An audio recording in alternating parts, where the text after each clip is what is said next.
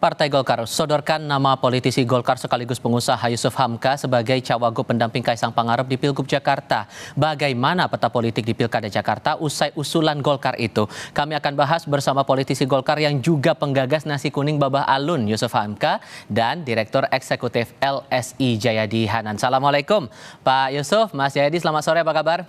Selamat sore. Waalaikumsalam warahmatullahi wabarakatuh. Terima kasih sebelumnya sudah hadir dalam diskusi kami kali ini. Sebelumnya saya mau konfirmasi dulu nih Pak Yusuf. Saya manggilnya Pak Yusuf atau Babah nih? Karena kan kemarin dikenalin sama Pak Erlangga bilangnya Babah Alun. Apa aja yang penting yang enak-enak aja. Oke, Pak Yusuf saja. Terima kasih sudah bergabung bersama kami Pak. Anda mengaku bahwa nama Anda diusung itu mengagetkan. Karena belum pernah ada disampaikan sebelumnya. Tapi terakhir Anda konfirmasi ke Golkar bahwa ini perintah. Nggak mungkin dong perintah tanpa alasan. Jadi alasan Golkar sampai menyebut nama Anda jadi cawagup itu apa Pak?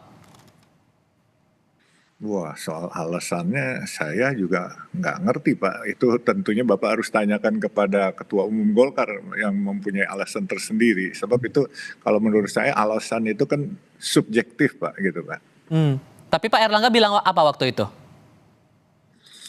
Ya, menurut Pak Erlangga, kamu punya kemampuan dan kamu banyak punya fans. Dan saya bilang, saya nggak sekolah tinggi Pak, saya kan cuman SMA aja. Dan kalau di university kan saya nggak lulus, saya bilang gitu. Tapi beliau bilang, yang diperlukan rakyat adalah orang yang amanah, bukan sekolah tinggi aja katanya, gitu. Oke. Sampai Anda menyatakan siap karena ini perintah dari partai. Apa alasan Anda menyanggupi untuk terjun ke politik praktis ini? Terlebih lagi, ini Pilkada Jakarta yang sorotannya cukup besar juga Pak Yusuf. Ya buat saya Pak, sebenarnya usia saya kan juga nggak muda lagi. Tetapi beliau kalau nggak salah pernah bilang waktu itu, coba ilmu-ilmu yang kamu punya, kemampuan yang kamu punya, pekerjaan-pekerjaan kamu ini bisa membantu warga Jakarta dari hingar-bingarnya ke macetan katanya.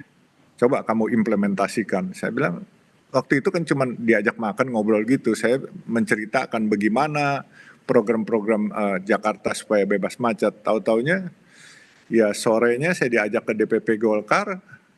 Saya terus dikasih tahu itu. Nah, buat saya memang terkejut juga Pak. Tapi ya buat saya kalau udah perintah ya itu tantangan. Ya memang sebelum saya mengatakan iya, saya menelpon dulu beberapa guru-guru saya.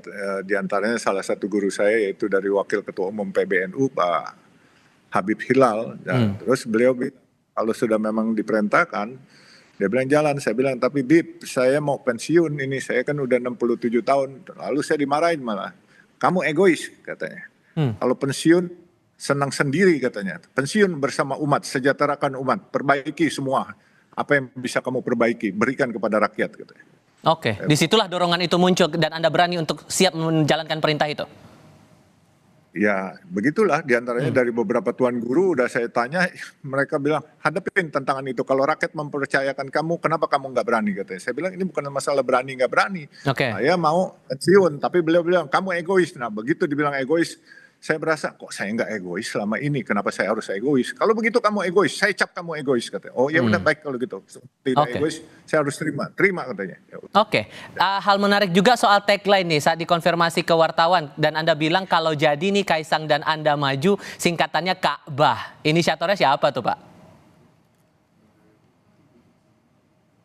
Itu Pak Erlangga sendiri. Jadi waktu lagi sore-sore duduk itu, wah ini bagus nih kalau disingkat jadi Ka'bah katanya. Jadi kita berkiblat kemana? Semua langsung pengurus DPP Golkar bilang kiblatnya Ka'bah katanya. Waduh, saya bilang makin merinding lagi saya. Waduh, katanya berat banget buat saya gitu. Tapi ya, nah ya udahlah kita terima aja gitu. Oke. Tantangan bagaimana? Terima Pak. Oke, Mas Jayadi melihat nama Yusuf Hamka ini disodorkan dan tampaknya sebelum-sebelumnya juga belum ada masuk dalam radar. Setelah itu Anda membacanya gimana? Iya, pertama ini sinyal dari Golkar bahwa mereka lebih merestui Ridwan Kamil ke Jawa Barat gitu ya.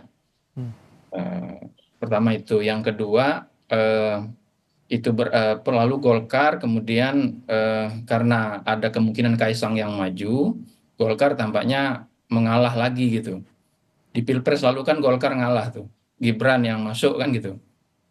kader Golkarnya nggak maju. Tetapi saat yang sama Golkar tidak mau kehilangan semuanya kan. Golkar belum menyodorkan nama untuk minimal jadi wagub, dan itu nama Pak Yusuf Hamka yang muncul. Saya kira Pak Baba Alun atau Pak Yusuf Hamka ini memang ya sebenarnya cukup dikenal termasuk di Jakarta ya, dan dikenal sebagai orang kaya, orang elit tapi dekat sama masyarakat, kira-kira gitu. Jadi itu saya kira satu modal yang cukup baik untuk berlaga di Jakarta. Tapi memang sementara ini data-data menunjukkan nama Baba Alun atau nama Pak Yusuf Hamka belum masuk radar masyarakat. Ada dua kemungkinan mengapa belum masuk radar masyarakat. Pertama, tingkat popularitasnya mungkin belum sampai setinggi yang lain. Jadi begitu. Atau yang kedua, mungkin popularitasnya sudah cukup baik, tetapi masyarakat belum berpikir atau tidak mengira kalau Baba Alun akan maju sebagai kepala daerah, apalagi sebagai wakilnya anak muda Kaisang ya di Jakarta. Secara keseluruhan, saya kira ini memang masih wacana seperti disampaikan oleh banyak pihak ya. Apalagi kalau untuk wakil gubernur di Koalisi Indonesia Maju itu kemungkinan sejumlah partai kepengen wakil gubernur kan. Jadi kemungkinannya bakal sulit nih, akan ada dinamika yang baru lagi.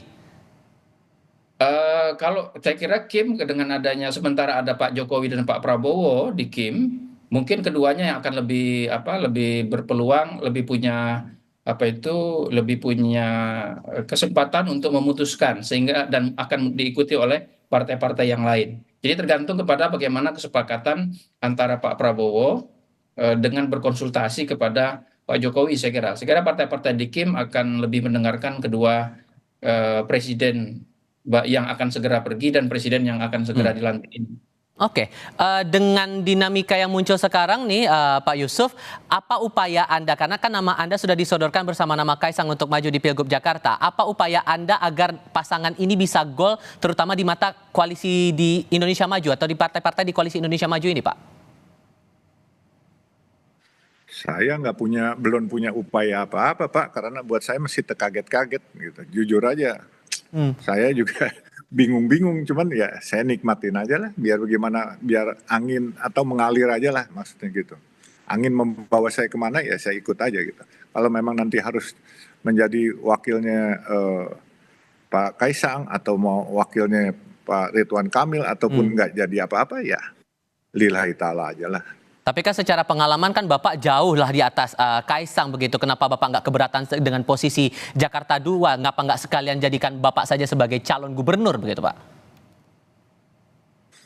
Mungkin saya selalu berpikir untuk bekerja Pak. Saya nggak kepengen berpikir untuk kedudukan nomor 1 atau nomor 2. Andai kata saya boleh tidak nomor 1, nomor 2, asal untuk bisa membenahi kemacetan di Jakarta, saya justru juga lebih happy gitu. Tapi kalau memang dipaksa jadi orang nomor 2, saya jauh lebih baik daripada orang nomor 1 gitu kan. Nah buat saya bekerja itu kan lebih baik jadi orang nomor 2 karena kita mau membenahi Jakarta yang kompleksitasnya luar biasa gitu. Jadi buat saya ya jauh lebih efektif kalau saya nomor 2, dan apalagi bukan berarti yang muda yang nomor 1 terus yang tua yang nomor 2 dengan pengalaman, nggak begitu pola pikirnya. Kalau yang dulu mungkin kita pakai moto yang muda yang bercinta, tapi sekarang yang muda yang berkarya nyata. Jadi buat saya tidak memikirkan muda atau tua lebih hebat, tetapi buat saya juga tidak memikirkan yang sekolah atau tidak sekolah lebih hebat. Buktinya saya nggak sekolah, tapi saya bisa bekerja lebih baik lah di antaranya daripada teman-teman yang lain. Nah mungkin juga polanya yang pikir ya kalau yang muda di atas saya juga nggak keberatan, karena apa? Saya dari dulu ya bagaimana ya, karakter saya kan ngemong. Kalau boleh bilang tuturi handayani lah gitu. Oke, Mas Jayadi, kalau Pak Yusuf saja kaget begitu dengan namanya disebut sebagai kandidat untuk Pilgub Jakarta, Anda membacanya seserius apa Golkar akan mengusung pasangan ini maju nanti di Pilgub? Belum tahu, saya masih harus dilihat ya, karena ada juga dugaan jangan-jangan ini cuma exit strateginya Golkar, karena kan Golkar kader Golkar itu Ridwan Kamil kan dicalonin sama antara lain ya, meskipun belum resmi sama Gerindra kan, tapi Golkar terus-menerus kelihatannya berhitung dan kayaknya Golkar lebih berat untuk memajukan Ridwan Kamil di Jawa Barat gitu. Nah, bagaimana caranya untuk keluar dari dilema itu? Golkar kemudian memajukan nama dari internalnya. Yang menarik kan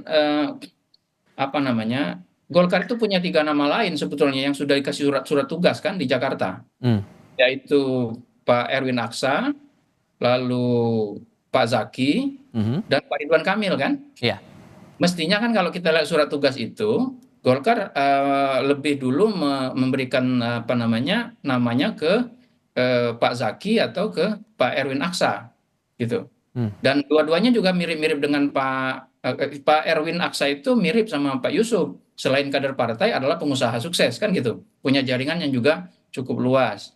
Pak Zaki adalah mantan bupati di Tangerang yang cukup berprestasi, ya, cukup dikenal dan ketua Jakarta. Jadi itu memang menarik. Kenapa lompat gitu ke kader yang belum pernah dipikirkan. Saya juga belum terpikir terus terang Bapak Yusuf. Kalau Bapak Yusuf akan maju sebagai calon kepala daerah, melihat aktivitasnya selama ini yang memang lebih fokus pada kerja-kerja real di lapangan ya, termasuk yang berkaitan langsung dengan mengatasi persoalan-persoalan kelaparan, kemiskinan di masyarakat dan sebagainya. Oke, terakhir untuk Anda Pak Yusuf, karena nama Anda sudah disebut oleh Pak Erlangga untuk maju di Pilgub Jakarta, sudah sedalam apa pembicaraan Anda dengan Mas Kaisang?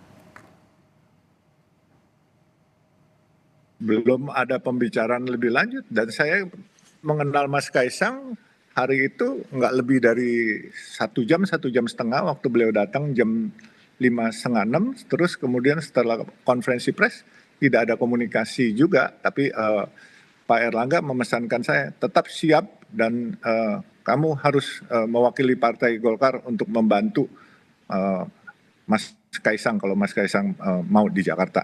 Dan dengan pengalaman kamu yang sudah melintang di infrastruktur, tentunya bagus sekali. Jadi duet antara yang muda dan yang lebih berpengalaman. Nah, terus saya bilang, Pak, tapi saya harus bagaimana? Saya maunya kerja, Pak. Saya memang praktisi nih di lapangan. Oh ya, nanti bagi tugas saja kalau memang jadi, katanya minta arahan dari Pak Kaisang gitu. Oh ya udah, sampai sekarang saya belum dapat arahan, sehingga saya menunggu kalau jadi. Monggo, saya tinggal diperintah. Saya kan namanya orang praktisi, Pak. Gampang aja langsung kerja gitu. Dan kita kan mempunyai rekor, Pak. Kemarin waktu bangun Cisumdawu, bikin jembatan 225 meter itu yang kesulitannya cukup rumit. Kami bisa 40 hari kami kerja. Jadi kalau mau disuruh kerja, ya kita kerja. Dan bahkan Pak Erlangga bilang, siap ya namanya, tagline-nya, jargonnya Ka'bah katanya. Pak Kaisang Babah katanya. Siap. Gitu. Pak Yusuf Hamka, terima kasih banyak. Mas Jayadi Hanan juga terima kasih sudah berdiskusi bersama kami. Sehat selalu semuanya. Selamat sore. Assalamualaikum. Mas Jayadi.